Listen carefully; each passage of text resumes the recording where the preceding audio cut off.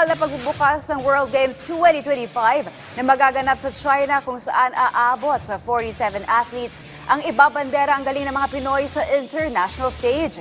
Para magbigay ng update live mula sa Chengdu, China, makakasama natin si teammate Paulo Salamatin. Paulo.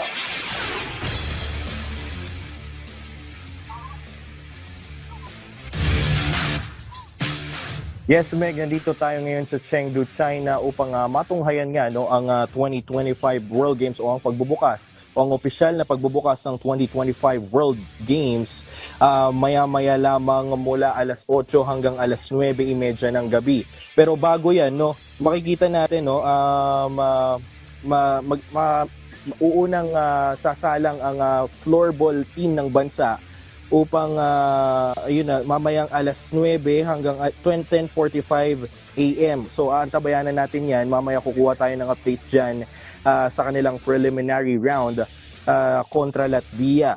Bukas ang medyo magiging abala na schedule ng mga ating delegasyon dahil mayroon tayong 5 atleta na sasabak sa 4 na sport. Una na dyan, tignan natin dito, si Agatha Wong sa Taijikian na combined women's category ng alas 10 ng umaga hanggang 10:55 AM. So kung magtutuloy-tuloy yung kanyang magandang performance, posible na rin nating makita na makakuha ang gintong medalya ang Pilipinas ng bandang mga alas 7 ng gabi. Kasi ang after nung 10:15 to 10:55 AM niya, meron siyang 7:50 yung susunod niya na laro, Pagkatapos nito, 10:30 naman, meron ding laro si Jones Liabres Inso sa Taijikian Combined Men's. So, after nito, meron din si Eric Ordones sa Skim Men's Wake Surfing bandang alas 11 ng umaga. Pagkatapos nito, kasabay nito si kanyang kasama niya sa cable wakeboard si Rafael Trinidad alas 11 hanggang 12:30 PM. So meron pa pala si Ruds Maabubakar bandang alauna ng hapon sa 48 kg women's category combat. Makikita natin ang aksyon si Ruds Maabubakar. Ngayon, medyo maulan ngayon dito sa Tianfu Hotel International Complex, kung saan dito namamalagi yung mga atleta, yung ibang atleta, mga foreign delegates natin, mga coaches at mga technical officials.